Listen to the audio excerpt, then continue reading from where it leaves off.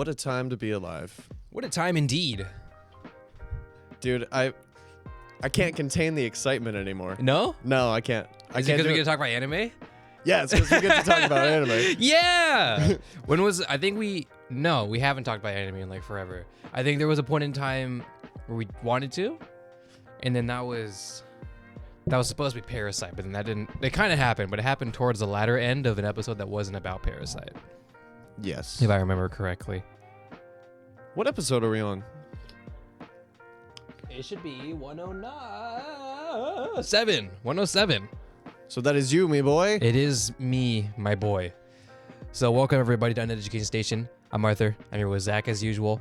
And we're going to talk about anime today because the new Makoto Shinkai movie dropped, Suzume no Toshimari. And it was a lot of fun. It's a blockbuster hit. Everyone loves it. Everyone loves the Nihongo Japanese cartoon, Zach. Everybody went to see it in theaters and everyone had a great time. I'm one of those people. Great. For sure. Dude. So good. First of all, I mean the band that did all the arranging for the movie, Radwimps, yeah, fucking solid. I know. Every time Radwimps fucking kills it with these movies. Oh my gosh, I'm so happy that I'm pretty sure he was still the main music director for this movie. I want to say so. I technically don't know. I just assumed. But right. I want to say so because Radwimps did for Your Name as well as Weathering With You. Right. And I know for a fact he did the main song, the main theme. That was, I think. Oh dude, it became an earworm. And now like it's so funny because I have a playlist that basically is just all of my favorite songs of every and any genre. And now there's just a ton of anime on there. Good. So now, I say a ton of anime music on there. So like now I just have a list of like 20 songs at the bottom of that playlist that are just in Japanese, and it's super confusing because I'll put it on shuffle and then I'll end up drastically changing between like hard rock and like metalcore type stuff to just like happy J-pop type stuff. It's hilarious. So you've become me in the sense that I would just always listen to like, hip hop, pop, things like that, mainstream, and then every now and then, I'm listening to Drake, and then anime music pops up. Your Lie in April OST pops up, and I'm like, oh god, dude, in the car crying. Whenever I randomly stumble upon the Your Lie in April opening, I'm just like, I can't. I don't know if I could do it, man. You don't know if you can do it. Well, hey, afterwards slamming a bunch of anime, maybe it's time. But yes, today we are going to talk about Suzume today.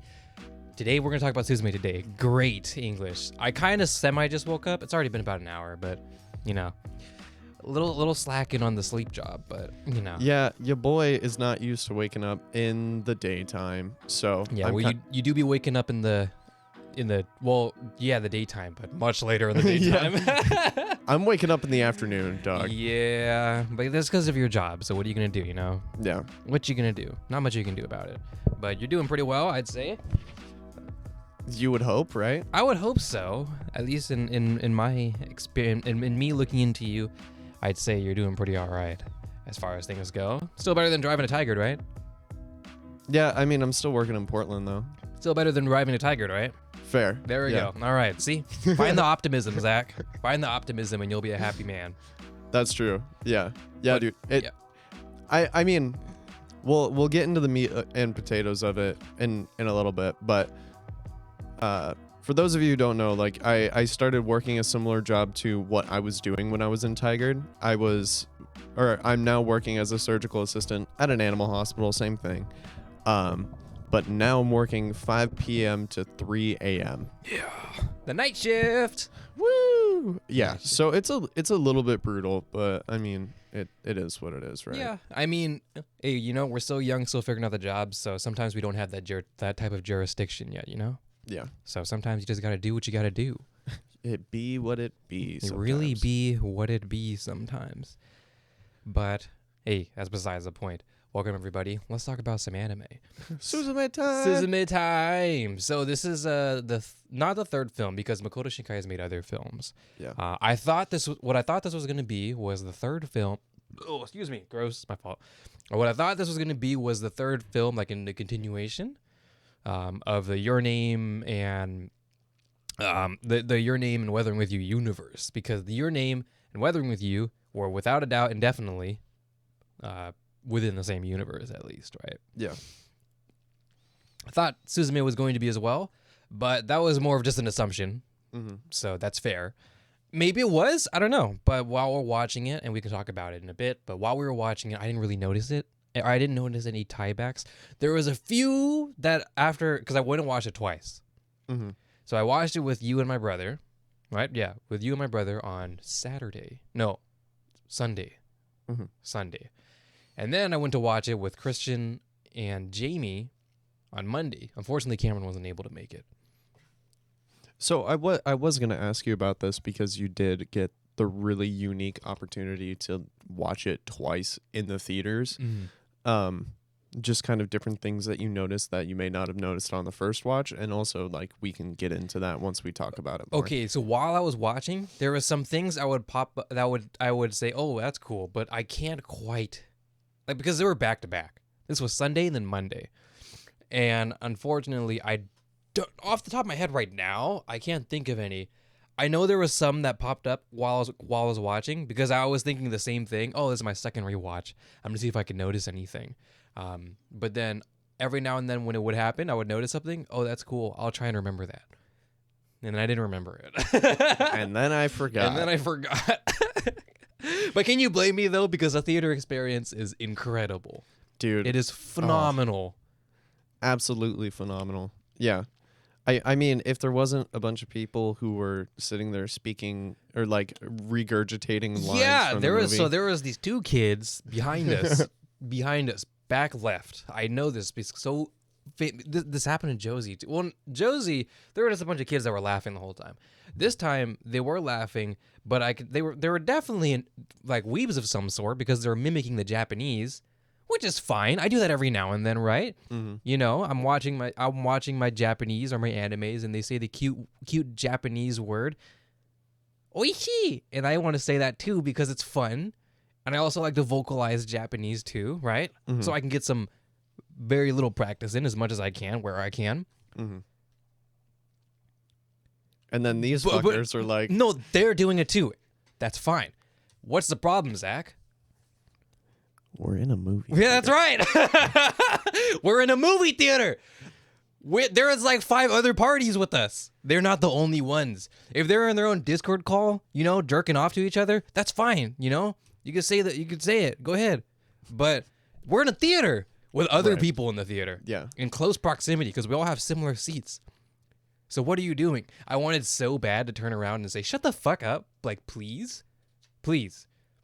But I didn't. But I was thinking in my head, if I'm gonna tell them to be quiet, I gotta do it like early on, right? Yeah. Because I can't just do it in the middle. Because one, what if I, interrupt something like they're doing? That's important. Yeah. In the movie. So I gotta do it in the beginning, but I just didn't do it because I don't know. I just didn't want to cause a scene, even though it's not my fault. Right. Yeah, that's the hard part. That bugged me so much. Yeah. Oh my god. Okay, first of all, normally I would just say, "Hey, can you be quiet?" or something. I would be polite about it. Mm-hmm. But and that's probably how I probably should have done it, and it probably would have been fine. But I felt like the way they were, they sounded snotty. They sounded like they needed some grit to it if I was going to tell it to them. Otherwise, they're going to be like, "Yeah, shut up, loser." You know, that type of thing. You're like, "Yeah, okay, whatever. I know where your school is, nerd." You know, it's like, yeah. Are you waiting for your mom to pick you up? Like, what's happening here? Yeah, I mean, it's really hard to not feel like a dick in that situation. Just being like, "Hey, we're all trying to watch the movie. Like, can you not sit there and?" And that's not the idea of not wanting to be a dick. It's the idea of not wanting to draw attention. That's fair. To start a scene. Nobody wants to start a scene. If you do, then go and move to California because there'll be a scene every single day in your life. Yeah. But we live in humble Vancouver, The worst we'll go is like Portland for a movie theater, right? Yeah. We're not here to cause a scene. Everybody in the Northwest minds their own business, you know? Yeah. We all mind our own business. Don't talk to nobody. Don't do nothing to nobody, unless you're committing crimes, and then I guess technically do things to other people. But for the average population of these Northwesterners, at least in Vancouver, Portland area, you put on your noise canceling headphones and you mind your damn business, right? I think it's so funny that since we're so close to Canada, I feel like we've grown some Canadian type. Oh, Canada! Don't you know? Don't ya know, bud? Don't you know, bud? For sure, bud. Might hang a Roger and go to the Tim Hortons. Give me a Timmy. Give me a Timmy for a loony and a toonie. I love can't. Canadians, by the way. I can't get over the fact that their currency is loonies and toonies. They don't actually say. I think it depends. If they're really accentuating that accent, like if they live in a place where that accent is probably heavy, then they'll do that. But probably somewhere like, like British Columbia or whatever. Yeah. It's probably like, I mean, they talk like us, Yeah. They may have every now and then the little about every now and then, but they talk. They don't. They do it for fun though. You know, they do it for fun, and I can respect that. So, anyways, we watched Suzume. And I drop kicked some kids in the theater, but that's besides the point. It was a great movie. It was an absolutely fantastic movie. This was my first time watching a Makoto Shinkai movie in theaters. I watched Your Name, not when it came out, but around 2016, I want to say. Mm-hmm. And then that was like, whoa, Yeah. That was something I'd never seen before. I mean, you have a poster, I Your do have Name a- poster. I do have a Your Name poster. And then we watched a Weathering with You about, has it been a year? Almost a year? I think it was. Well, maybe not quite a year, but almost a year. Yeah. So good. Mm-hmm. And then, So good. but those were in a Discord call, Zach, Mm-hmm. And I watched Your Name myself, but that was in on my phone or whatever. Mm-hmm. But now we get to watch it in the theaters, and oh man, there's just nothing quite like the theater experience. I don't care how much, how convenient a streaming platform is. I don't care how easy it is to get. Well, not easy as long as you pay the price for it, but relatively easy it is to get a nice TV with a good set of surround speakers or at least stereo speakers, a nice sound bar. Mm-hmm. I get it. But the theater experience is just something that can't compare.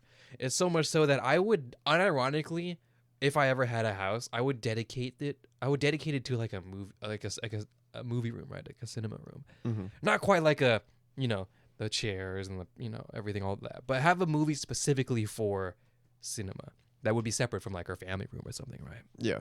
I would do that, even though I don't watch a lot of movies, but the experience is irreplaceable. Yeah. And I mean, especially for like the filmmaker types and a lot of the people who create their own movies, their own videos and all that kind of stuff, like seeing it on a big screen is just really, really cool. And like, my parents have like a 85-inch TV. It's absolutely ridiculous. Mm-hmm. And every once in a while I'll just pull up one of my videos on there just to see what it looks like, and I'm like, oh wow, this is garbage like 95% of the time. And then there's And why is that, Zach? Because I did not do a very good job of like color grading and lighting and all of that kind of stuff. Because I was using a very not color accurate monitor to try to do color correction. Yeah, and that'll happen. Bad news bears. Bad news bears. Anyways, it is really cool to just kind of have that giant, like the big screen experience when you're ingesting any type of media. And Suzume, they did such a great job of the audio design and the way that it really was like a super immersive experience through and through. Like, it got to a point where I didn't even notice the people who were sitting there speaking Japanese. Like I just didn't really care anymore. I was Nice. just like, I was in it. That's good. I think, well, they did kind of stop towards like the mid end, which was good. Thank God. Right. But yeah, regardless, besides them, well, we will publicly shame anybody who is like that because there is absolutely no reason to do that in a movie theater. That's besides the point for now. Other than that, let's talk about the good points. The movie was fantastic. I called it like a modern Ghibli movie. Now, you haven't seen a Ghibli film yet. This would be like My Neighbor Totoro, Ponyo, Howl's Moving Castle, Spirited Away, these type of movies, right? Mm-hmm. And which are essentially just Disney movies, but anime, which is great. I didn't quite grow up with it, so because of that, I never watched a lot of it. But when I was younger, I watched one, and it was Ponyo. For some reason, my nose is congesting, but this is usually how it happens in the podcast. Somebody try and do it off the mic. One day a week where it just reliably happens. It's just the only. This is the only day. It's the only day. And there's Ponyo, and then I watched My Neighbor Totoro, and then I watched Spirited Away, and those are the only 3 I've really watched. But it's really fun, and the best way I can describe it is it's just a Disney movie. I mean, I'm pretty sure they work with Disney, at least for like Ponyo, I think. It is fantastical, fairy tale-y, that type of thing, and that's kind of what Suzume was this time around. It was very fantastical. There was creatures and there was magic, if you will. Yeah. Now, to be fair, Your Name and Weathering with You were also sci-fi, right? But they felt more grounded. They felt a lot more like this could for sure be a thing. And it was almost as if it was still the real world, but just random things were happening. And Suzume kind of was like that, but with the amp turned up to 11, I will say, though, we have said this many, many times on the podcast previously, plosives.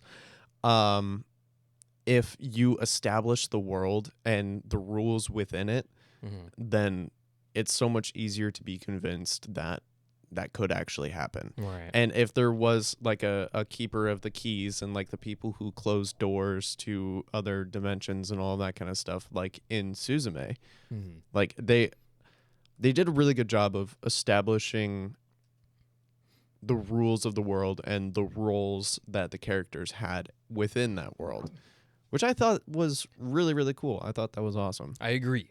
So the movie itself is about these doors.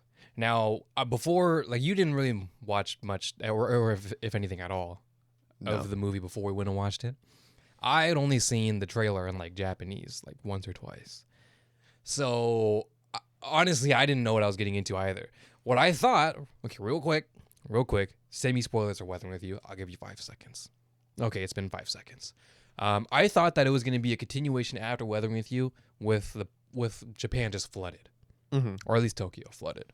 That's what I thought, because in the trailer it had the scene with the first door in that little observatory area, and it was flooded technically. So I thought that that's what the world was. Yeah. Now that could have been me just looking with rose tinted glasses and just saying, oh, this is going to be continuation. This is going to be part three, even though technically I never saw or read anything about it being that. But then again, I don't think Weathering with You was either, because Weathering with You, the Easter egg of Your Name characters coming up was an Easter egg. And then, oh, hey, same universe, by the way. Ha ha, that thing. But that didn't happen in Suzume. Hee hee ha ha. Hee hee ha ha. Hee hee. But that didn't happen. So, but I thought that was going to happen. Because of that opening scene with the first door with the water everywhere. Oh, okay, water is going to be everywhere. Duh. Duh. So it's going to be after Weathering with You. It wasn't, but that's totally fine. So these doors, they hold this worm, right? This sort of like creature that will escape and then cause earthquakes. Yeah. Right? And it's the closer's job to close the door. Yeah. A little more than that, but that is essentially the idea. And there is a key to the door, the key that he has with him, as well as the keystone that is used as kind of an entity to make sure that the doors are always closed. Suzume, our main character, our main heroine, removes the keystone without knowing, and that's why we get all the whole movie of these adventures of them traveling around Japan and closing doors because the keystone is gone, Right. and it's all Suzume's fault. Fucking Suzume. Dude, okay. I have to say this. Sure. I have my anime list pulled up just because I don't remember the names of characters That's fine. because I'm bad. What's his name? Sota? Sota. Okay. Slight spoilers. Ever so slightly slight. Well, it was in the trailer, so fuck you. Jeez. Go on then. I love the fact that he turned into a chair. I know, right? That was so funny.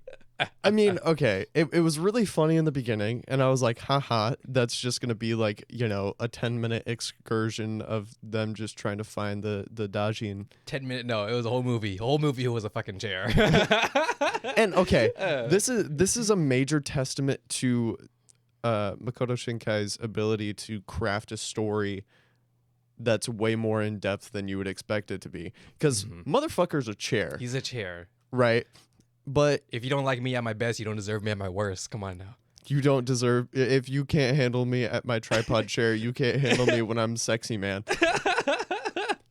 But they were able to take this character who could not portray emotions externally outside of, like, his voice and, like, his actions to a certain extent, you know? So it was really interesting because I really grew to like that chair, you know? And so obviously, like, the way that they were able to create that bond with a character without that character being physically represented as like a character, he was just presented as a chair with 3 legs. Unfortunate. But it is what it is. Tripod chair. Oh man. You know, okay, I gotta talk about Daijin because I love Daijin a lot. I do too. The cat.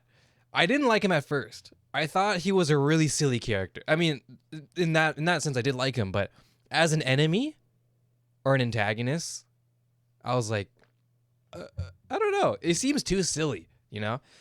I couldn't find this. Like I couldn't find this. How do I say this? I didn't find him imposing, I guess. Yeah. Because he had a really cute voice too, and he was great, right?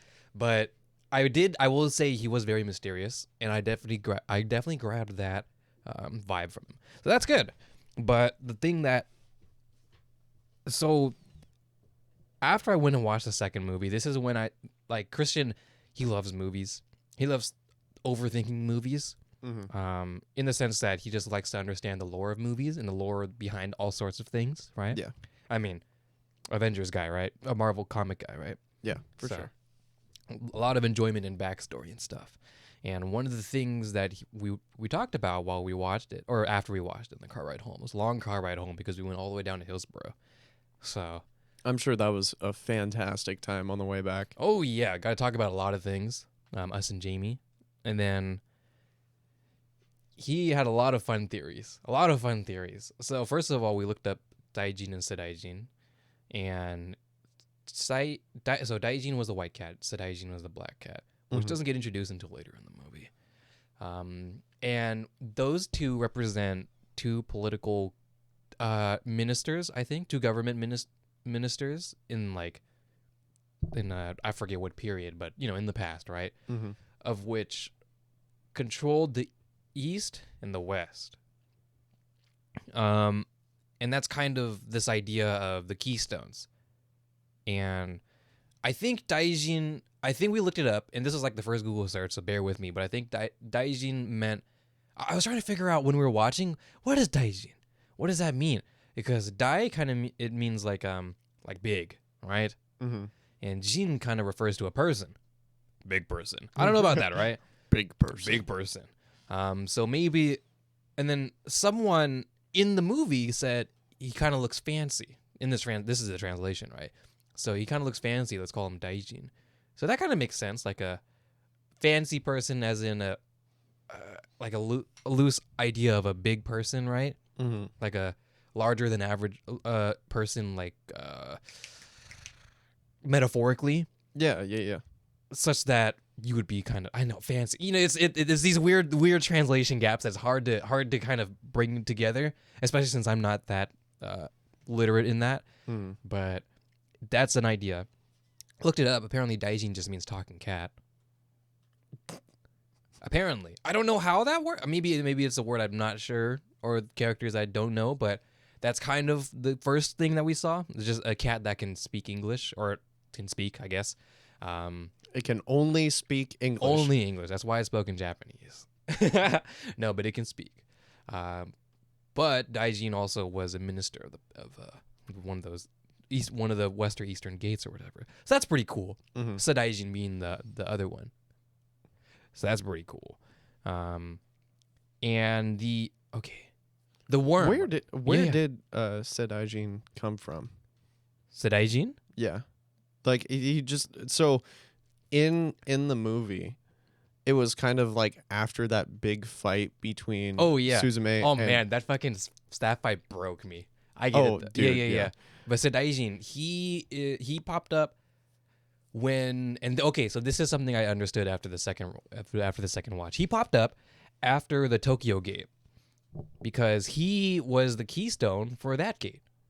Because if you look at, this is why I understand that Sedaijin is the east and Daijin is the west. Because in the west, where Suzume lived, which I don't quite remember what town, that kind of river town area, that port town, is all the way south of the whole country. And since the country is you know? Yeah. It's east. And then the tippy top, well, not tippy top, but more west, I guess. In Tokyo, that's where the west was. And that's where the other keystone was, and that's where Sedaijin was. And we saw how big the worm was this time around. It was flowing out the tunnel, right? Out the little train tunnel. And the Sota, as a chair, mentions that the keystone wasn't able to hold the worm in this time, which is why we had the little earthquake shake, right? So, to my understanding, that's where Sedaijin came from. He wasn't able to seal the big worm buddy. The big worm. But buddy. So it broke off. Yeah. I thought he was in the car when they were driving to Tokyo. Yeah. No. Yeah? Not to Tokyo. They were already in Tokyo when that happened. That was Tokyo. Okay. So anyway. He was in the car. He was in the car after the fight. Yeah. Right. Yeah. Which was them driving up to wherever in the north where Suzume's old house was. Oh, that's right. So they had the Tokyo Gate that caused a bunch of shenanigans. And then after that, that's right. After that, they went to the door where Suzume used to live. Okay, that makes sense. Now my brain is like figuring out. To be fair, since I watched it the second time, maybe there wasn't necessarily things I noticed.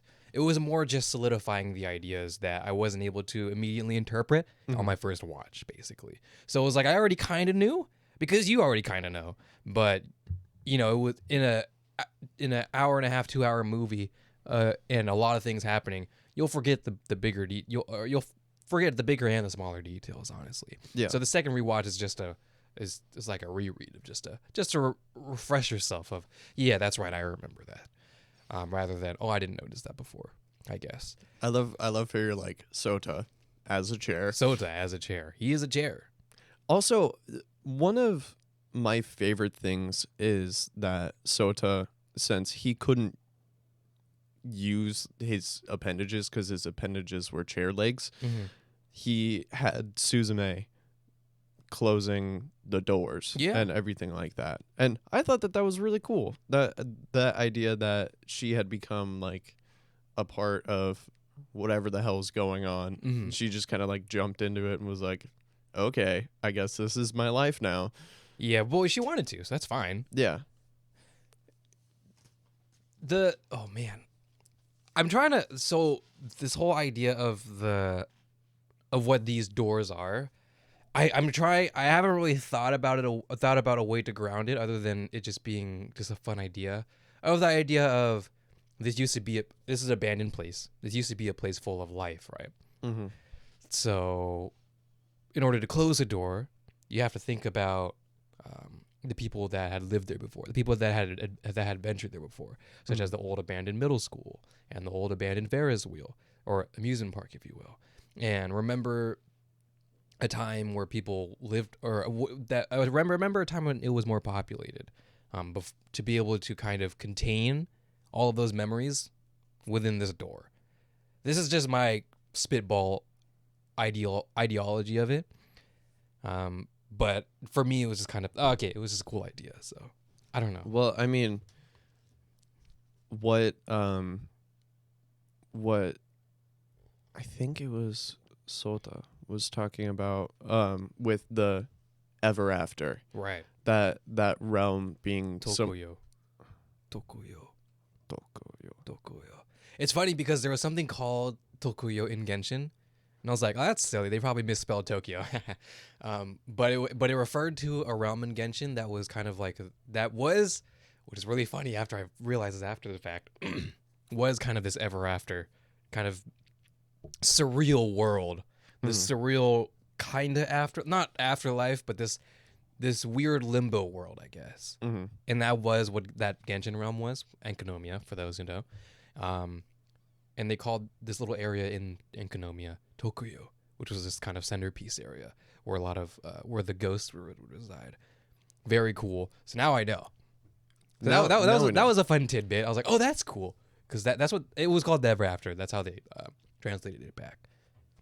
Yeah. So the way that world is kind of presented, it's more of like a place where you go when you die. Mm-hmm. And since Suzume went there like as a child and she saw this older woman that she thought was her mom, then it was just this whole weird thing. But the way that I think about it is I wonder if they're just keeping the souls of the people who died in these places behind these doors, and the worm is just like a giant demon thing, right, that's just trying to fuck shit up. So, okay, first of all, big credit to Christian Schaub. Maybe we'll have him on the podcast again, because he's a lot of fun to talk with. We need to at this point, like. So I'm going to be regurgitating his words, 'Kay. but just know that this is his ideology.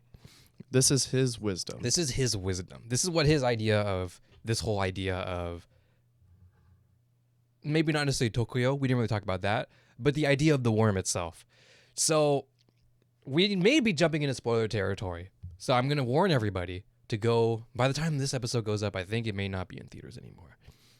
But do your best and find it. So the idea of the worm. Okay, hold on, sorry. I gotta compile these thoughts because these are not my words. Tokuyo, you mentioned it was kind of like not necessarily this afterlife, but a place where the dead are, if you will, right? Mm-hmm.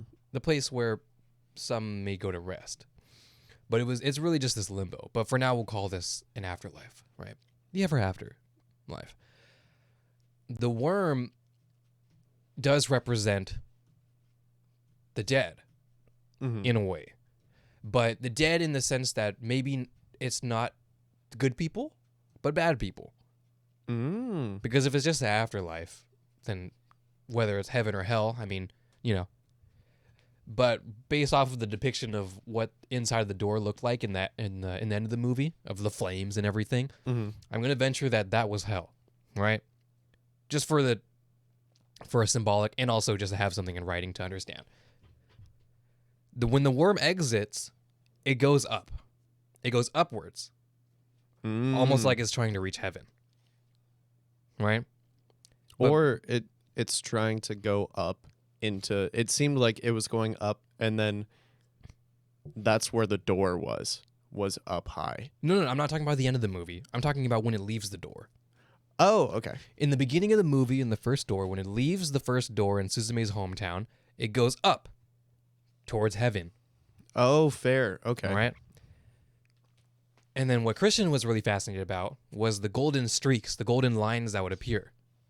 That's what he was curious about that. And his theory, which is cool, is that it's some sort of mechanism, some sort of guard mechanism that would go up and seal, or I guess make sure that this worm thing doesn't go to heaven, because that's not where it's supposed to be.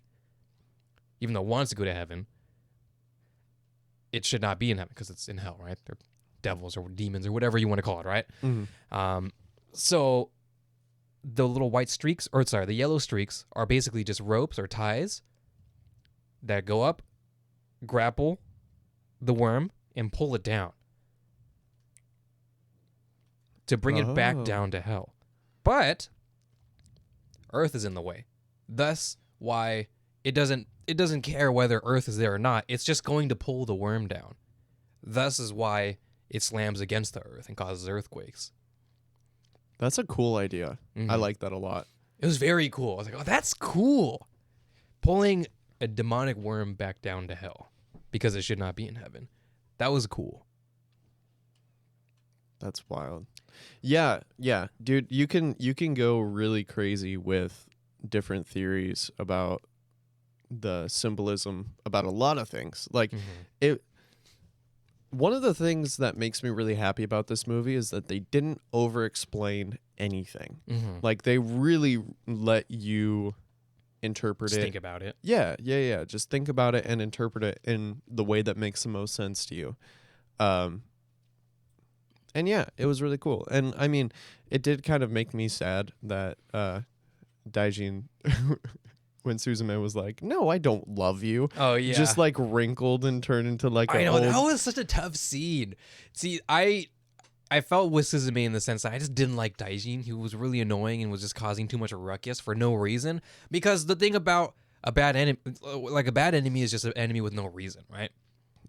That's basically why I wasn't super attached to Daijin, because he was just kind of causing mayhem for no reason. At least not until you understood the reason, which was later, right? Yeah. But for us at the moment in the theater watching it, Daijin was just being a bad person for no reason. He was just being a dick. He's just being a dick. And I was like, I can't necessarily feel any love for him immediately. He was still a fun character. And his voice was really cute, and his character model was really cute. But as an enemy, it didn't matter to me until the end, right? Where all he wanted was kind of just to remove Sota because he wanted to be Suzume's cat. And essentially, in doing so, replace his role as a keystone onto Sota. Which, interestingly enough, happened as soon as he turned him into a chair. That moment in the beginning, essentially the beginning of the movie, that was when his role switched. He transferred the role of keystone onto Sota as soon as he became a chair. And then they were doing this whole thing of trying to return Daijin back into a keystone when Daijin's not the keystone anymore.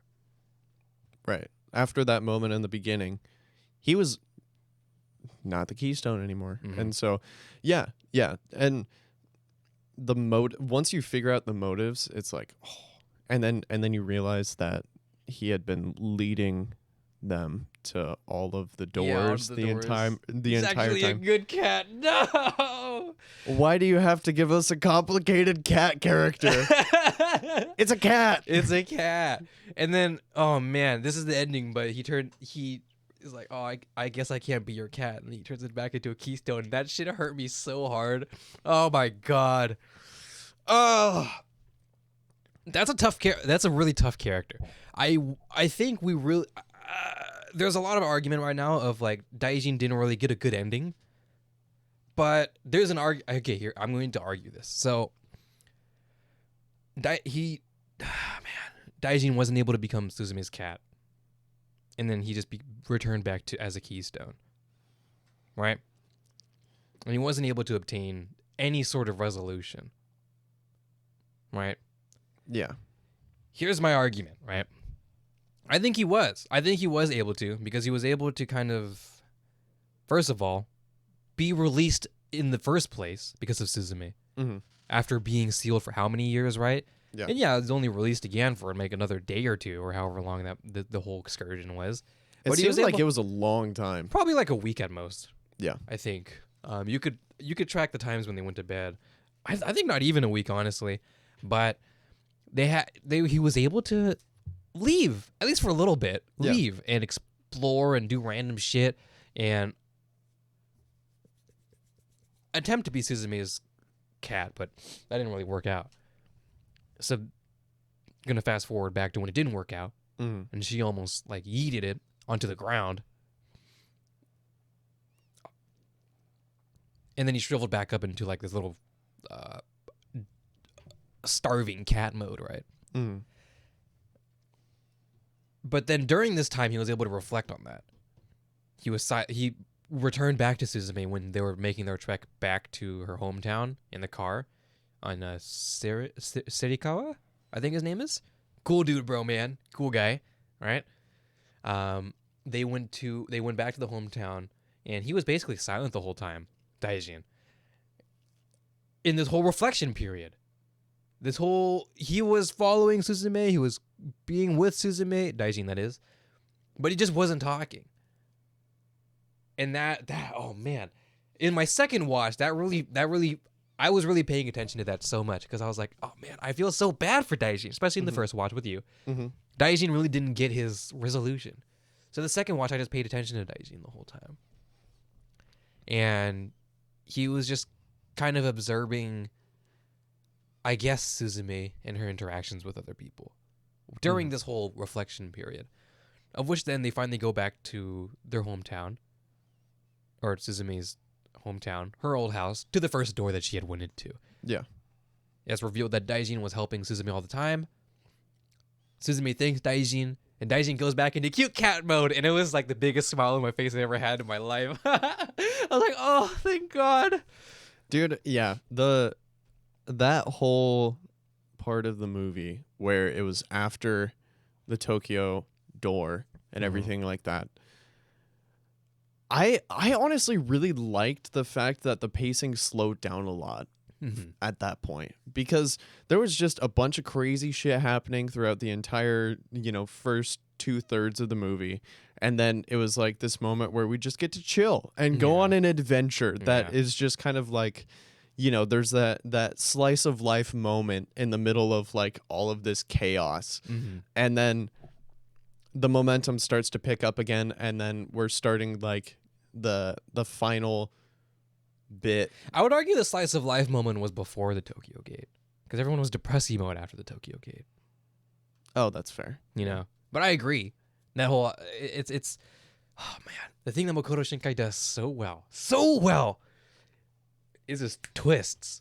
His twists are so good. In Your Name and Weathering with You, in Suzume, just this climax that happens, but it's not the resolution. Yeah. Something happens. And because of that, you enter a mode of this reflection mode, kind of like Daijin. Of like, this is the Tokyo Gate, right? This is their goal. They're supposed to be here. They need to close this gate. And then it's revealed that, or they weren't able to close the gate. It's revealed that Sota is the keystone. He turns into the actual keystone to seal everything. And then you resolve. But it doesn't feel like a resolution, Yeah. It doesn't feel right. And then you're just in this weird limbo state of this bittersweet ending mode. Where it's like, I don't know. Because I will say, this is the coolest thing that happened. That I thought was cool. Weathering with You, what we thought was cool was that, spoilers for Weathering with You, I'll give you 5 seconds. Okay, it's been 5 seconds. They just decided to let the Japan flood. Just cause, right? Not just cause, but for their own greedy nature. And that sounds like it's fucked, and in a way it kind of is. But when you watch the movie and you get the context and you understand why, no, this is the right choice. Because otherwise you would have to sacrifice Hina, right? And that would have just recycled history of having to sacrifice the Rain Maiden or whatever they had called it. Sunshine Girl? Sunshine Girl. Yeah, Sunshine Girl. But I think in the when they went mythology mode. Oh, yeah. Right? It was which is really cool about these movies is that it follows some sort of mythological idea that exists. Your Name, I'm not sure. I'm sure it did. But then again, these are like Asian mythological things, so maybe it's something I'm not aware of. I mean, I didn't know about the Shrine Maiden, or not Shrine Maiden, Rain Maiden goddess girl, right? Mm-hmm. But they explained it in Weathering with You, right? Where it was they were sacrificing like children, specifically little girls, to get rain for their crops, right? Mm-hmm. To the rain maiden or whatever. And then it was Hina's turn this time around. And that was the whole idea of Weathering with You, where she got these she was able to bring rain, but at the cost of her sacrifice, which is very fascinating. Your Name, I was talking with Jamie about it. I don't know if there was anything mythological about it. It definitely seemed so. I mean, it seemed more like a astrology type thing. Mm-hmm. But what is a thing is kind of that this idea of everything is tied with the red string of fate. Mm-hmm. Right, that type of idea, which may be Asian, I'm not sure, but that idea, because that was Mitsuha's tie, Mm-hmm. that was tied on to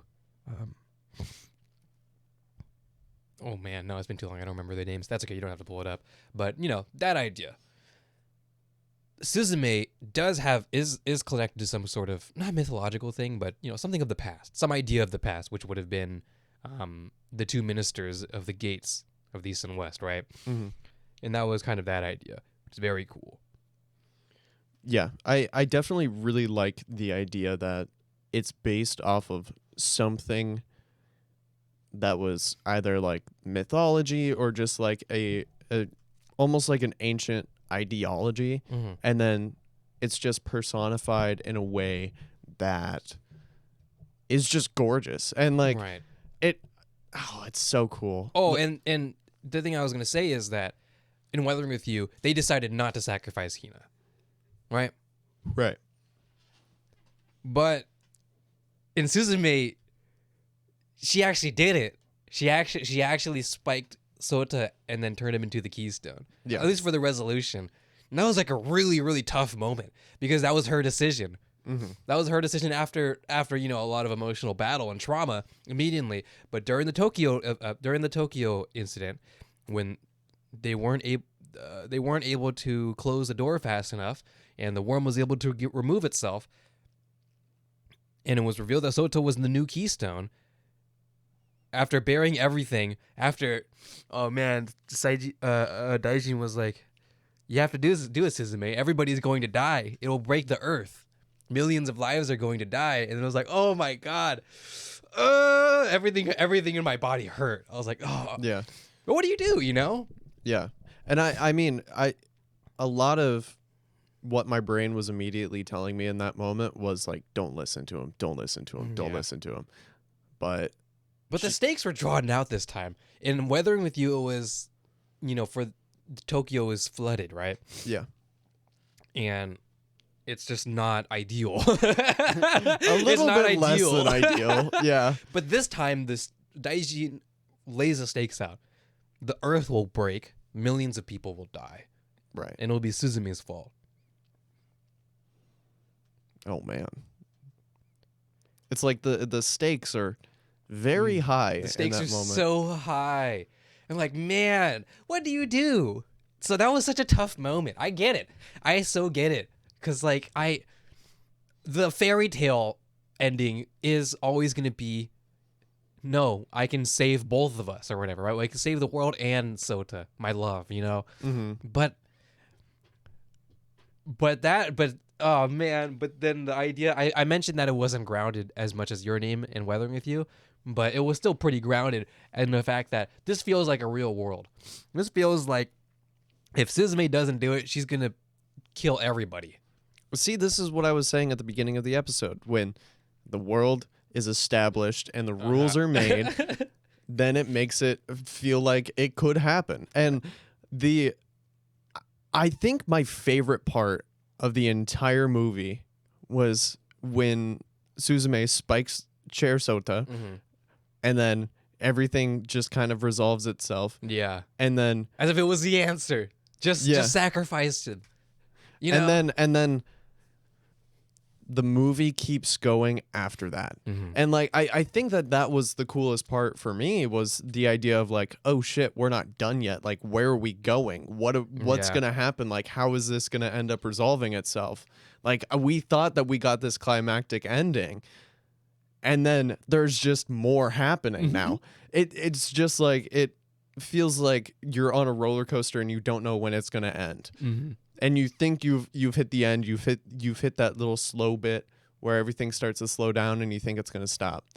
And then it just so happens that you're right before another giant drop. Yeah. You know, like you don't know when the end is coming, and you don't know how everything is going to end. Mm-hmm. That was fucking awesome. I thought that was so good. And that really did make it turned it into my favorite anime movie that I've watched. Nice. Oh man. Okay. And- Okay. Yeah. No. Go ahead. Go ahead. I mean, you know, when I say it's my favorite anime movie that I've watched, I mean, honestly, it's in like my top 3 just movies that I've seen. Nice. Really? Yeah, That's yeah, good. dude. And like, I mean, I've been listening to the Rad Wimps soundtrack of the movie Mm-hmm.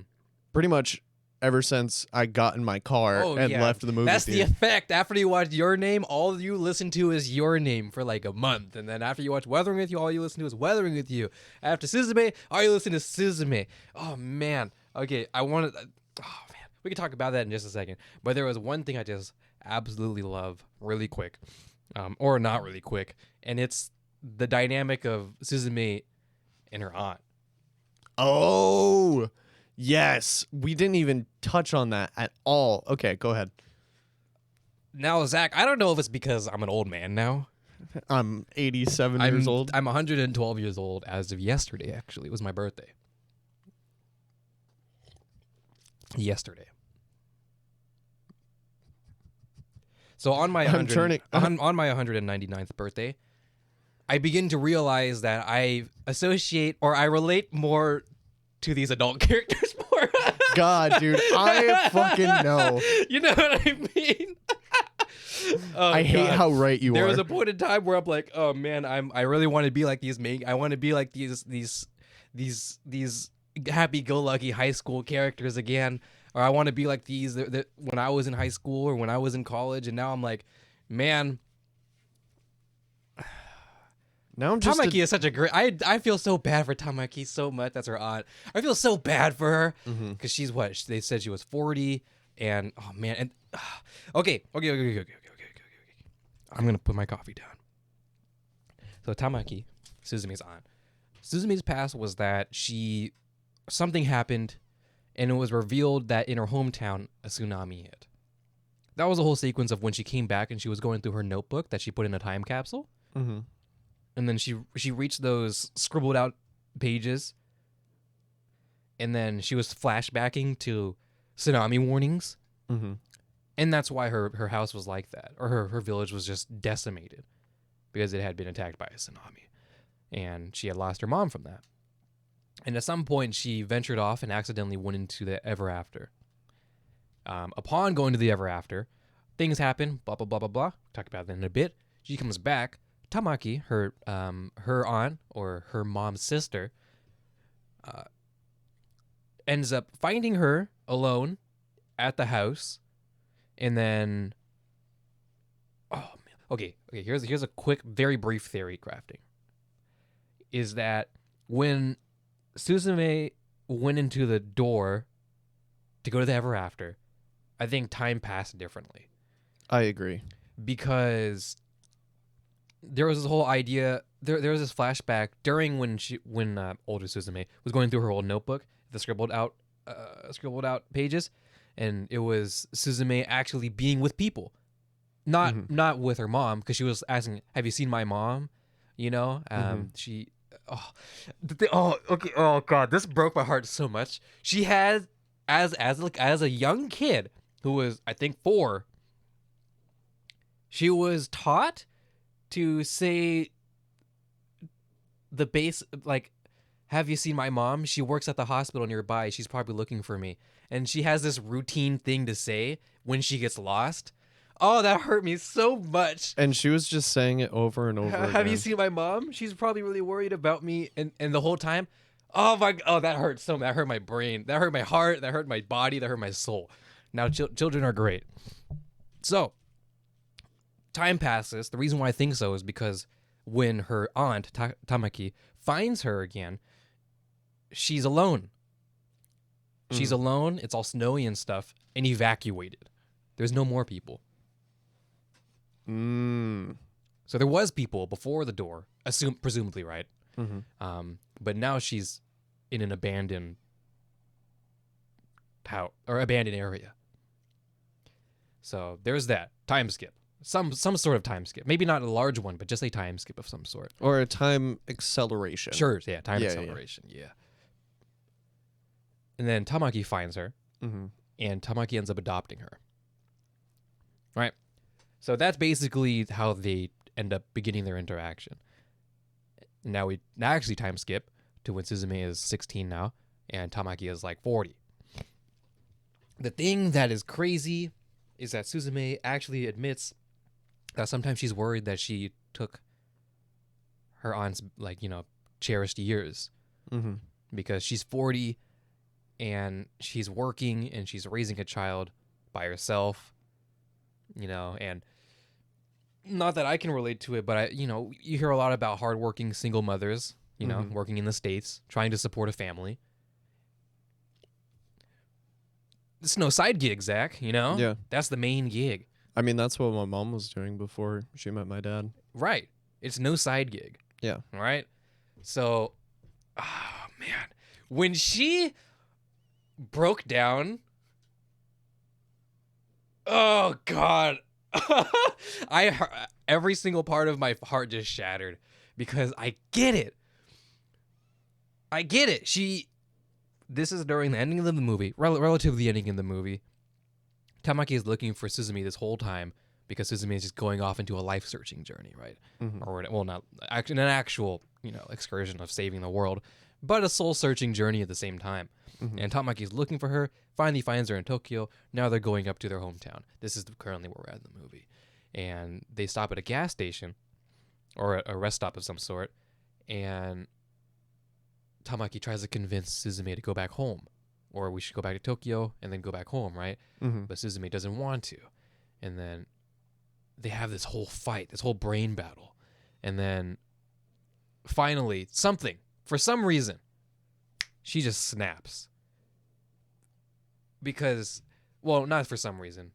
There is a reason. But during this whole brain battle, and when you're having a brain battle with a guardian and a child, we've all been there. You start to remove filters, you start to remove barriers, and you really start going at each other. And usually it starts with the child because the child is naive and they don't know their filters and they don't know their boundaries. So they're often bound to break them first. And they do, because Tamaki mentions, I looked after you all these years. Why don't you, why can't you reciprocate? Or why can't you understand my feelings? And then Suzume just backhands just so hard with, I never asked you to. And I'm like, fuck!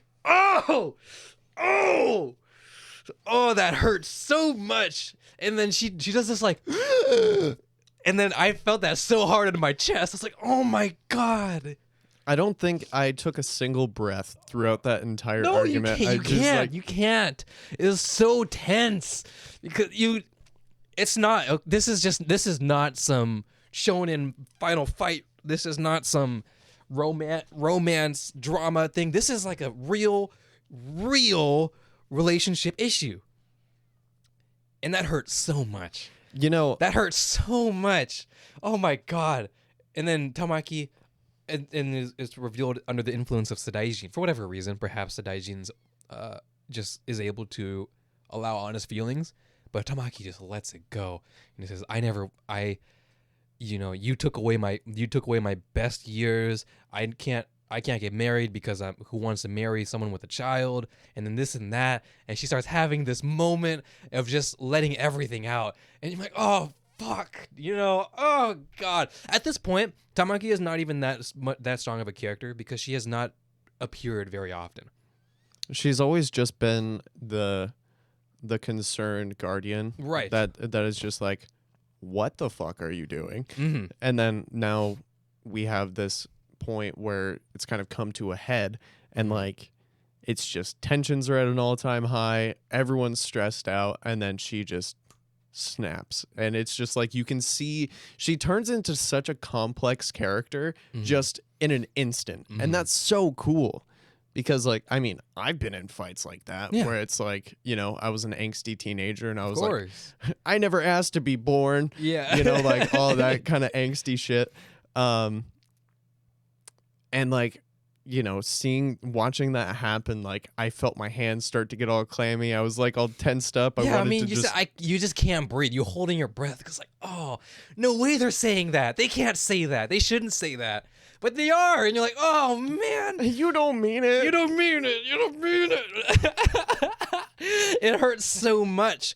Here's the thing that I was talking with Christian about it, is that you could have perceived it, and I did immediately, or I did perceive it at first, just that Tamaki was like the antagonist the whole time, because she, like, in some demon mode, she's like this snap personality demon mode character. Where after this whole breakdown, Daijin the cat like screeches or whatever, you know, as if and why do cats do that? Because they sense that danger, they sense that angry presence that's not quite right. Right. And then Suzume is like, who are you? You know, kind of like, this isn't Tamaki, this is someone else. And then she like looks up, Sadaiji, and I'm like, whoa, like almost as if she's revealing to us that she was like this demon character the antagonist the whole time. Sadaiji. Not that we know who Sadaiji is yet. This is the first time we're meeting them, but she's like, she introduces Sadaiji, and Sadaiji is this massive cat behind her, and it kind of promoted this idea into my head that she was the antagonist the whole time. Now, this was my interpretation immediately, and I was unsure about that because she's not that strong of a character immediately. So I was like, can they really make her the antagonist after not being on screen very much? I was worried about that. Luckily, she wasn't. And if she was, that would have broke my heart even more, honestly. Because, like, no, why does that have to happen? You know, the nice character, the good character, is the bad guy the whole time. No! I hate when that happens. There's an anime called Flip Floppers. And I'm not going to spoil it, even though it's an old-ish anime. Flip Floppers is an industry standard for animation for anime. And I mean that because it is it's referenced heavily. Animation is incredible. It's like what Ghibli wishes it could be. And I said that. I'm just joking. Ghibli's great. But I watched it and it was awesome. It's kind of like this magical girl anime type thing, where this girl meets this extraterrestrial type of character who's also a girl around presumably the same age, and then they go on like magical adventures together to stop evil. And then it's at some point, you know, drama ensues, and there's a certain character that ends up being the antagonist. And you're like, oh, because it's tough because of who it is. You're like, oh. And then there's just that moment of silence after you watch an anime, after you watch the episode. And the cute ED song is playing. And you're like,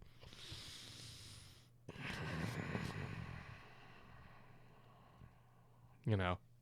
Yeah. I was hoping that was not Tamaki because I really liked her at the end because I related to her so heavily. Yeah.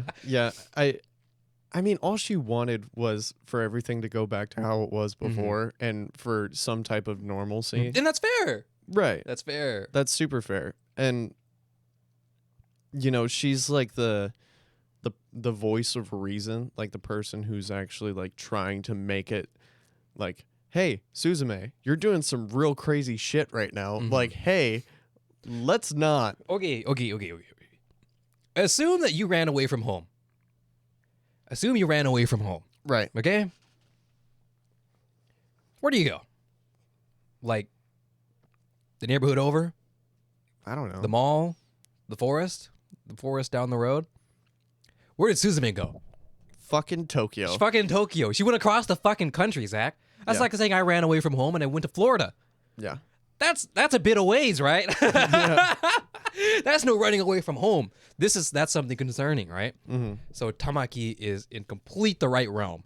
Mm-hmm. Completely the right realm of reason to be, hey, this is a bit far for some, for some coming of age story, Yeah. some soul searching. This is a bit too far. Dude, okay, I loved the fact that Suzume kept checking her GPS and just seeing how far away from home she was. Tamaki, you mean?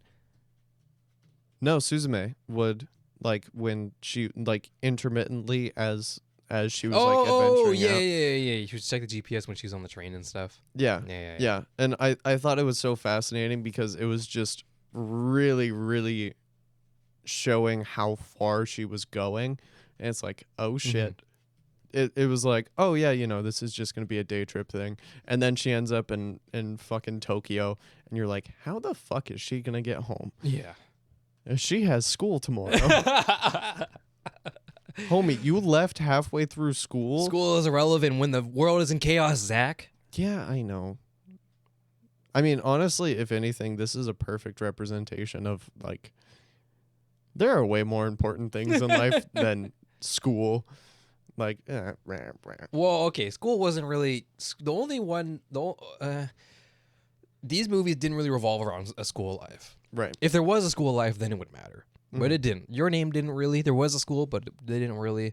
Weathering with You didn't, and so Suzume didn't as well. But I agree. But I agree. But that was just a great scene for Tamaki. We love Tamaki. we do. We do. Such a great, a random complex character to just add to the mayhem. And I love how they resolved. Oh, that was so nice. On the bike. Oh yeah. Oh, that was so good. Poor Tamaki. That was great. Yeah, dude. It was definitely one of those developments in the story where you're like, I have no idea where this is gonna go, and then it's just like, oh, conflict, personal conflict. Like it just developed into something. You know crazy. what? The whole time, the whole main conflict was this fantastical, surreal experience. Mm-hmm. But one of the hardest, heartbreaking moments was an actual, real, grounded relationship issue. Mm-hmm. Yeah, and Isn't that funny? The world is ending. There's worms and there's gods and there's doors there's doors and that cats. lead to hell and talking cats. And one of the strongest moments in the film is a basic parent and child and guardian moment. Yeah. Right? That's tough. That gives you the big thinkies there. Yeah. And then everything was fine. And then Sota got to not be a chair. Which was weird. I'm going to be honest. When he was no longer a chair? Yeah, because like he was... He's like, no, my MC is the chair. Yeah, because I mean, he was a chair for the entire runtime of the movie. And then he turns back into Sexy Man. And I'm like, oh, yeah. Oh, yeah. He was a nice looking guy. He was a good looking chap. Fucking guy. I was trying to pay attention, but I couldn't in the second watch because he mentioned that he wasn't able to move in his body very well in the beginning, but now he got used to it.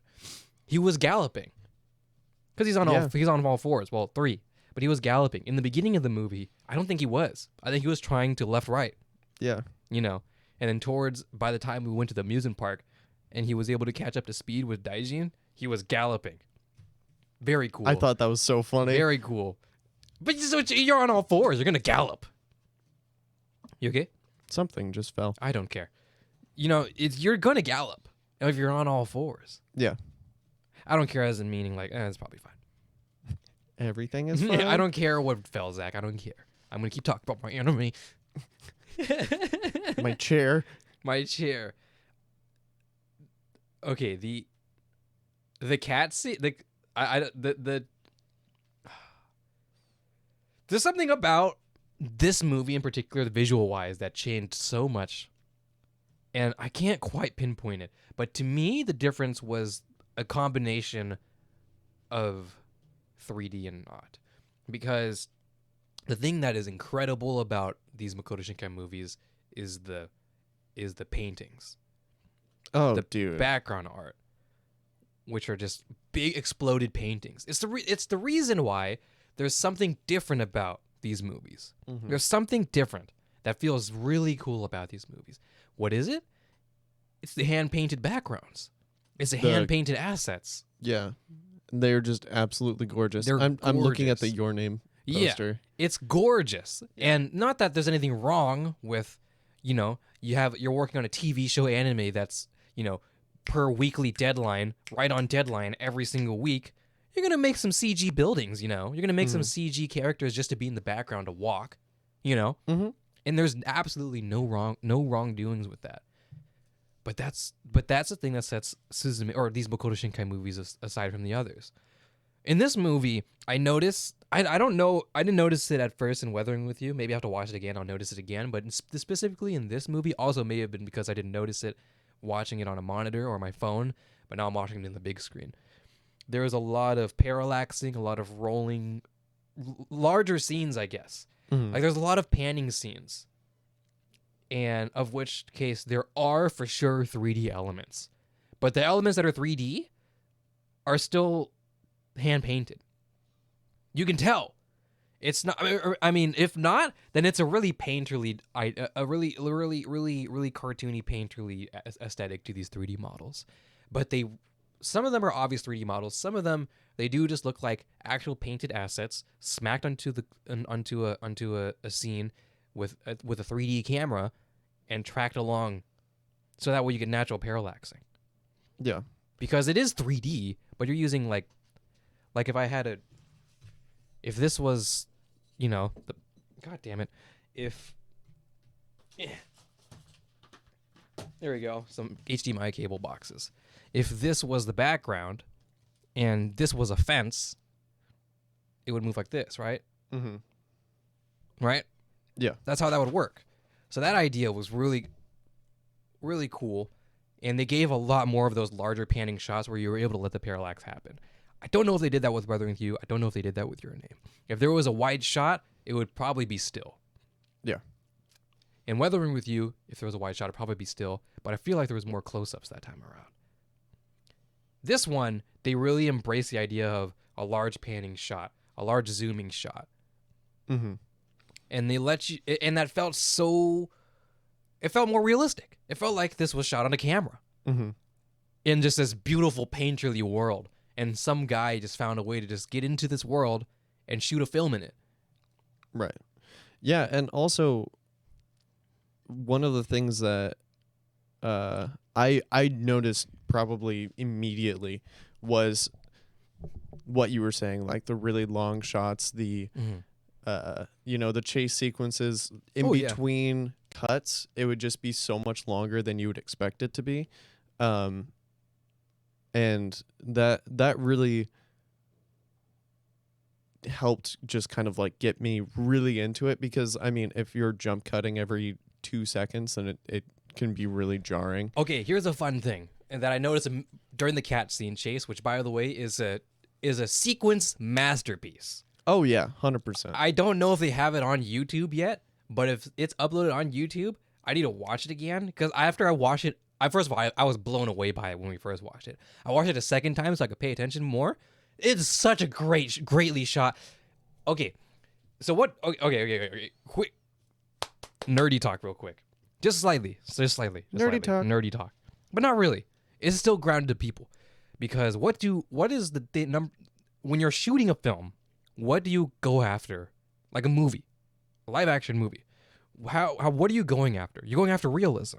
Mm-hmm. You're going after the way you shoot and the way you film. You're still trying to provoke emotion and thought, but you're filming in a way that it feels like you're there. What does anime do? Anime simulates movies. Mm-hmm. Movie simulates real life. Anime movies simulate real movies. Like focus racks, zooming in, shaky cameras following a character. Mm-hmm. That was one of my favorite camera things. Not just during this. Okay, let's say there's an altercation of some sort with two people, and they're doing animation movement and shit, right? Mm-hmm. In a TV show, in an anime TV show, this camera is going to be locked. Mm-hmm. In Suzume, the camera is following the character as they're moving Yeah. and cutting between each other and this and that. So good. And it's keyframed movements. I can see a keyframe movement when I see a keyframe movement. I work in editing. I work in position. I've keyframed many keyframes, Zach. I know I know a Bezier curve when I see a Bezier curve, Zach. But it doesn't matter. It doesn't matter because they're not trying to simulate someone, a real person holding a camera and doing this while they're following a character. They're trying to they're trying to mimic if you were to do that for a film. Mm-hmm. They're not trying to mimic my head going like this. They're trying to mimic like this shoulder camera rig thing, Mm-hmm. doing this, right? And following a character on a gimbal. Yeah. It's like those people who shoot videos and they have like a stabilizer thingy-madoo-bobby, but they're still fucking booking it. Like they're still running behind main pro tag guy for whatever reason. And it's really fun when you're able to see that type of inspiration in anime movies and in anime in general. And Suzume did a really, really good job of making it seem like it seemed like it was shot on like a movie, like a cinema like an camera. Alexa or something. Yeah. Like I imagine you would be able to get similar shots with like a Red camera. Mm-hmm. It's so fascinating, and the way that they really, really nailed it. Like they fucking nailed it. Oh yeah. And I mean, it was kind of hard for me to notice that the nitpicky stuff just because I was so in it, like story wise. Yeah. But I mean, you got to watch it twice, so I'm sure that it was a little bit easier. I mean, that's fine. The point is not to go to a movie and look at, how did they edit this movie? right. The point is to get sucked into the idea. Okay, real quick example. She-Hulk. Mm-hmm. Do you know about She-Hulk, I know of She-Hulk. the TV show, and how everybody dislikes it? Mm-hmm. So, I haven't watched it, and I don't know why people dislike it. Apparently it has something to do, I don't know. I have no clue. I'm not even going to say anything because I don't know. But let me go back to the trailer, because everybody was super upset with the trailer at one point. And whether it was the reason is because it looked too CG. Now, Zach, these are CG characters. No fucking shit it looks CG, right? But oftentimes, or not oftentimes, the point of CG is, at least depending on what you're going for, is to simulate that realism, right? CG to look as real to life as possible. And there is a really hard comparison of having actual Bruce Banner Hulk in She-Hulk as well. So what is it? And Quarter Digital did a whole video on this, so go watch their VFX Reacts, because I'm basically going to regurgitate their summary in that they had God knows how many years working on the model for Hulk, for the first the first Hulk, like very first Incredible Hulk, and then there was another MCU technically Hulk that I don't remember who played him, but there was that one when he was against the big, I forget what their names are. I don't know. The Abomination. Abomination, that Yeah. guy, that Hulk. Mm-hmm. That was a fun one. Apparently that is MCU, but they just changed the actor and such. And then we got the kind of Mark Ruffalo Hulk in the Avengers, and that's the Hulk that we know. How long ago was that, Zach? I want to say like 2012. Let's just say 2012. And when did She-Hulk come out? Like last year, right? Something like that? 2022? Last summer, something like that. Let's just say 2022. 10 years. They had 10 years to work on the Incredible Hulk's model, and like maybe 1 year to work on She-Hulk model. Mm-hmm. So which one's going to look better? That's fair. You know? Yeah. And also, another quick note is that for a trailer shot, oftentimes they're not refined shots. Mm-hmm. They're just shots that they need to get out so they can get a trailer out, probably on a deadline because some marketing guy just put them on a deadline. VFX artists are sweating. They're like, okay, fine. Here you go. There's She-Hulk. Everyone was freaking out because it wasn't quite right. And maybe it wasn't quite right. Maybe the maybe the CG was not quite right the whole time. But that doesn't matter because as you're watching the show, you get sucked into it. It doesn't matter. It doesn't matter how real she looks. You know, she can look as fantical as she wants. Remember Ted? Oh yeah. That didn't matter. That he was obviously a CG bear. I mean, low key, it did look really good. It did look pretty good, but it's not undeniably a CG bear. Oh yeah, yeah. When you get sucked into that kind of immersive mode, it doesn't. A lot of rules that apply, they still apply, and they may get broken when you look at it from a wider point of view. But when you're there in the movies for the first time, unless it's blaringly obvious, like it's a really well crafted shot on an Arri Alexa with like a 300 millimeter 1.0 lens type bullshit, right? And then all of a sudden there's just some nephew After Effects green screen effect. Then yeah, that's gonna, you know what I mean? That's gonna put you off. But as long as it's good enough where you won't notice it, like there's a lot of, not a lot, but there's a handful of VFX issues in Avengers as well. Mm-hmm. In Endgame. There is a part where like it's so minute, but like Thanos' gloves like clip into each other. Mm. Did you notice that? No. I didn't. So it's fine. Yeah. It's fine to break these rules sometimes. And Suzume broke plenty of rules, but that didn't matter because you were really sucked in there and you were just so invested on how the fuck are they going to do this? Yeah. Yeah, like why is he a chair? I mean, I can't imagine that saved much budget at all. It was just like they had to figure out how to personify a chair. And honestly, okay, I know that this is in most anime movies and most shows that you would watch, but I love the idea that whenever a character goes further away, they just become lower and lower quality. Like, it's like it seems like it's become an anime trope at this point. But well, I think if you were to, because Zach, if you're working on a pixel basis, right? In technicality wise, that happens in real life as well. Yeah. If you were to take a snapshot of a person close and further away, they are going to, not be quite as detailed. It's like real life anti-aliasing. Mm-hmm. It's like they just lose technically detail. It's just an anime. The close detail is already a drawn image. Yeah. So further detail is still going to be a drawn image, but with less pixels. Mm-hmm. Right. But it's still great. I love it. Yeah. The simply silly designs are hilarious. It's so great. And it's so funny when you take a show or a movie like Suzume that it's just beautiful and high quality, and then you have those moments where it just looks like the derpy, super far away drawings.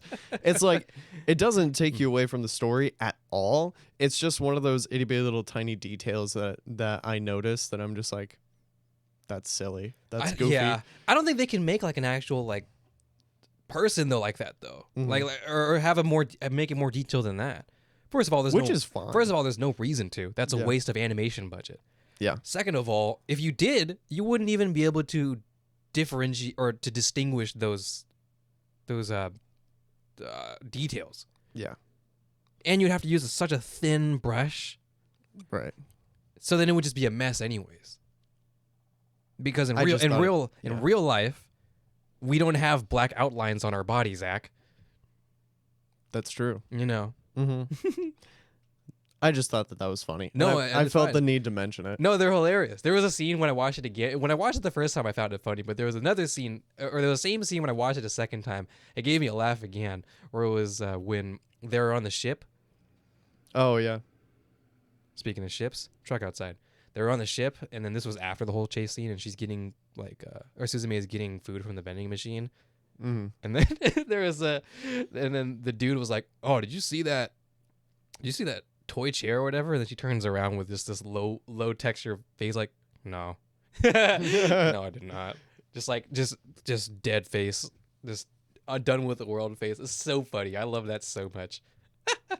Dude, I love when they use the quality of the animation and the quality of the drawings as a storytelling, like a piece of the storytelling. As in?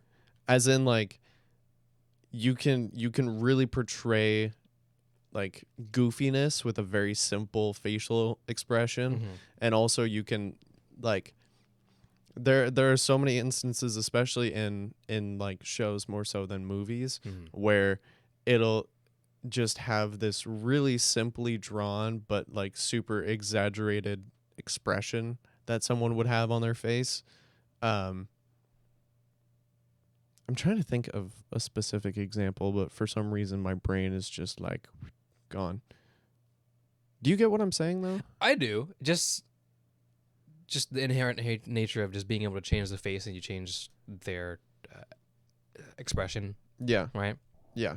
I mean, it's the same idea as like changing my eyebrows, Right. angry, happy, right? Yeah. But I get it. But anime does that really Yeah. well because they don't have to follow the rules of, oh, it looks like a face. No, as long as they follow their character sheets and their character designs that they laid out, this is how all the characters are going to look, Mm-hmm. then you can have fun with it. Mm-hmm. And in anime, you can kind of break it a little bit. You can make the eyes bigger if you want, smaller if you want, Yeah. you know? And that's the fun freedom that you can get from anime is that you're not, if I wide eye, like, in surprise, Mm-hmm. this is it. If I go into After Effects and I rate and I blow my eyes out even further, even by like a little bit, that's just, you're gonna be like, what the? That's not right. Yeah. That's not right. Mm-hmm. You can do that in anime completely fine. Yeah. Or even just like the complete opposite of that, just making the eyes smaller and just black little dots. Mm-hmm. Just like, yeah, it's so cool. That's why anime is great. I Love know. why everybody's loving anime right now. It's so great. Yeah, I know. And also,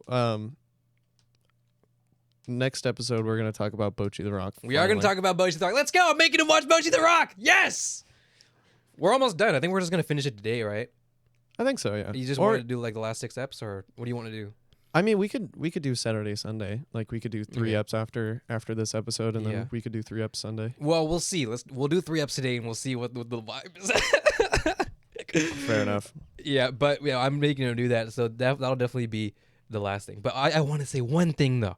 The last thing I want to say really quick. Okay. Okay. So this has to do with what another ideology thing that Christians said. And it's so fascinating. This is the most fascinating one. And it's the idea of paradox or an infinite loop. Because in the ending, Oh, I know what you're talking in about. the very end of the movie, after they resolve everything and they have this kaiju battle thing that's fucking nuts. And it's really silly because it's just a super random. Christian was like, okay, random big monster fight. But after everything is resolved, now, I really want everybody to watch this movie. So with me saying this, and if you've gotten this far and you haven't watched the movie, even though I am saying this, I want you to watch the movie. Because it's still worth it even though we're sitting here talking about it. Okay? When they finish and resolve everything, and they seal back Daijin and Sedaijin, and the worm is sealed again, and everything is back, and they're back in the Tokyo, the ever after at the moment, and they see a character off, they see a person off in the distance, and they're not sure at first, but I think they are sure. It's Suzume as a child, and then for some reason Suzume has this instinct to go up to this child, and help her. Now at this point, Sota had given her his jacket, his white jacket. Mm-hmm. Her hair tie had fell off. And now she's the same character that gave her the chair in the beginning of the movie. So here's this fun and interesting fact that I was talking with Christian a lot about. So in the movie, because of presumably the tsunami, right? Young Suzume loses her chair. Right. And then she finds herself somehow, while looking for her mom, into the ever after, right? It is not until the ever after, until older Suzume, who younger Suzume thought was her mom, gives her back the chair. And it's because older Suzume gave her younger Suzume the chair and younger Suzume went back to the real world with the chair. Younger Suzume holds the chair, turns old still with the chair, gives the chair back to her younger self. And is an infinite loop. Right. That was just so cool. That's so cool. But it's a paradox, though. Here's the thing that I'm not sure about. Is that, okay, if that's the case, then how did she end up with the chair in the first place? Her mom made it. Her mom made it. They lost it. Mm-hmm. So where is the chair? How did older Suzume find the chair to give to the younger Suzume? If initially it was lost. That's kind of where it's up in the air, but it doesn't matter because that's so cool. You know what's a similar idea? In the Bunny Girl Senpai movie. Oh, yeah. Where, quick spoilers, I'll give you 5 seconds. Okay, it's been 5 seconds. In Bunny Girl Senpai, Rascal Does Not Dream of Dreaming Girl, the movie, or just Bunny Girl Senpai in general, it was Shoko as her older self who gave advice to the younger Sakuta, and that's the reason why he was able to cope with Kaede having her change or whatever, going through her adolescence syndrome. And then in the movie, when Sakuta is confronted or finally meets the younger Shoko, like the little kid Shoko, older Sakuta gives the same advice that older Shoko gave to the younger Shoko. Or, okay, let me explain that better. Sakuta gave the advice that he got from the older Shoko, and he gave that advice to the younger Shoko, or Makinohara. Makinohara grows up and gives that advice that she got from Sakuta and gives it back to younger Sakuta. And then the cycle continues. That's the whole idea of this infinite loop. It's crazy. But there has to be a start. I don't know what this started, but what the start is, but it doesn't matter because the concept is so cool. That blew my mind in the when we first watched it. I wanted to stand up in my seat. I was like, "What?" When I didn't notice it at first. Like I should have put the pictures together or the puzzle pieces together when Sota gave her his little lab coat, and then she had her hair down. But then when she saw her younger self and she's like, I need to go to her. And then she went to her and she was walking up. I was like, dude, I lost my shit. I pogged in real life, Zach. I did it. I did a real life pog. Because that's so crazy. It is that's crazy. That's so cool. That's so cool. Mishikoto Shinkai, you get my round of applause. You deserve my round of applause because a twist is something that is can be seen as something that's overdone, but oh man, when a twist is good, when it's done tastefully, done tastefully, and it's something you just no matter what, you just can't expect it. Oh, it's dude, good. It's so good. Oh, that is good. That's a good feeling. And that was a twist that was on top of an unexpected ending to the story. It's just like it was just fucking madness. And I mean, madness. I don't think I could ever explain how much I love this movie, which is why you should go watch it. You should go watch it. If it's still in theaters, please watch it. I don't know if it will be at this point, but if it is, treat yourself. Treat yourself. Get one with nice seats. Fuck it. The recliner seats, they're awesome. They are awesome. It's worth the 40-minute drive.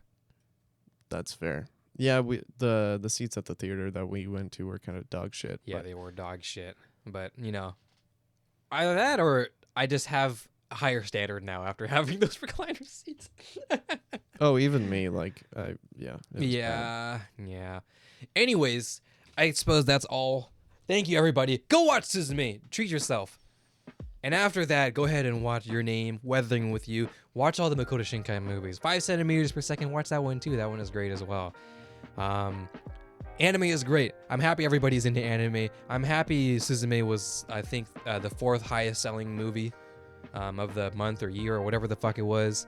I'm happy everybody enjoyed that. And I'm happy that we can talk about anime again. So next time, I think we get to talk about Bocchi the Rock. And if we do, oh man, Zach, you're going to have a hard time getting me off the microphone. So you better interrupt me if you need to say something. Otherwise, I am going to speak.